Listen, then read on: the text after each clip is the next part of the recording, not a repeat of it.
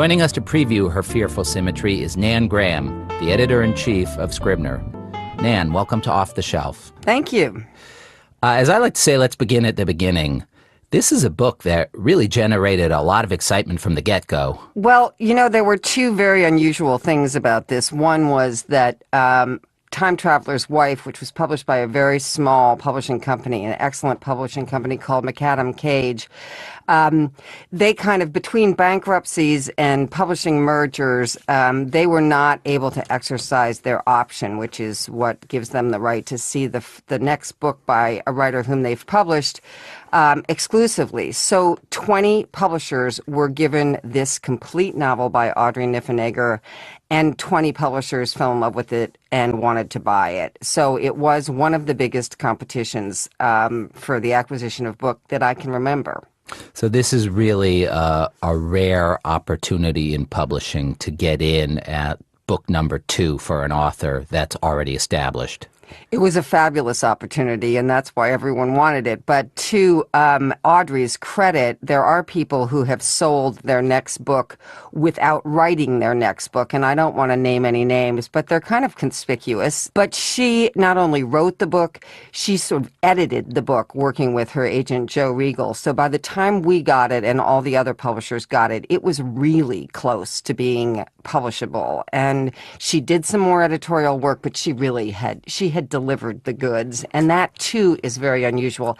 And it's a fantastic opportunity for a publisher because you get to buy the book and essentially start publishing the book immediately. You really start sharing it with your colleagues and your marketing department and your sales department, and we were lucky.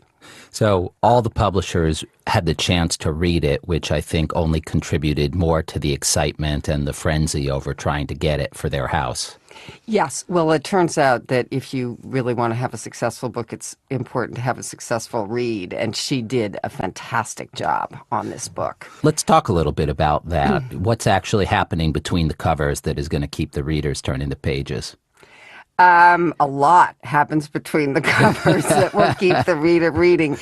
This book starts like a Jane Austen or a Thomas Hardy novel. A letter arrives and changes everything in the lives of twin 20-year-old girls who live outside of Chicago. Their names are Julia and Valentina Poole. And like 19th century heroines, they get a truly unexpected inheritance, a flat in London left to them by their mother's estranged sister, who's also a twin and has died. There's a catch to this inheritance, in fact, sort of two catches. One, these girls need to live in the flat for a year before they're allowed to sell it. And two, their parents aren't allowed anywhere near it. So right from the beginning you think, I wonder what that's about. I wonder what story is behind that story that makes this estrangement so severe. Yeah, and even beyond the plot, lots of intriguing themes working here. Twins and identity, ghosts, the relationships between men and women, mental illness. Yeah, the characters are extraordinary. There's a guy named Martin who has OCD, and it is the most extraordinary description of OCD I've ever read. And we've read a lot, although there's a little bit of Stephen King, the story N, in there too. You forgot to mention the little kitten of Death, who's a very important character as well. Yes, ghosts, twins, a lot of inappropriate relationships between men and women, or men and young women, and then I don't want to give away any part of the plot, but yes, there are some people hanging around who don't really belong there. This flat happens to be next to Highgate Cemetery, which is one of the great cemeteries of London, a 19th century cemetery where Karl Marx is buried, and Gabriele Rossetti, and George Eliot, and Audrey Niffenegger herself spent time as a tour guide in this cemetery, and the characters, let's just say the characters spend a lot of time there too. Right, and the culture of the tour guides and the little society amongst themselves is also a big part of the book. And I was reminded of Midnight in the Garden of Good and Evil in the way that a place itself almost becomes a character in the book.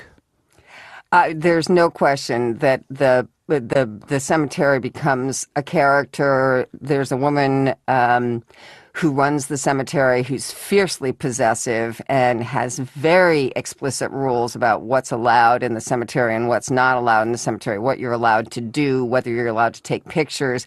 But there are, in the physical book, we actually have some pictures of the cemetery. It's got an immense draw for the characters. There is literally a little gate kind of that goes from the garden of the building in which their flat is into the cemetery.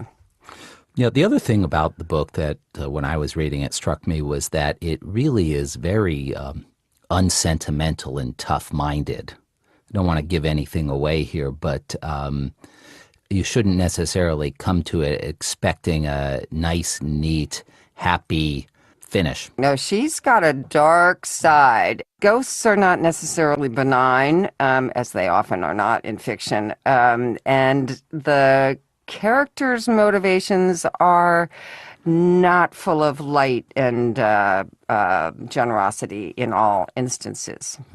Now, there's a lot of additional excitement surrounding Audrey at the moment with the film version of Time Traveler's Wife out, and the book seems to be going through the roof at the moment. And also, Audrey seems to know how to really maintain a close relationship with her readers.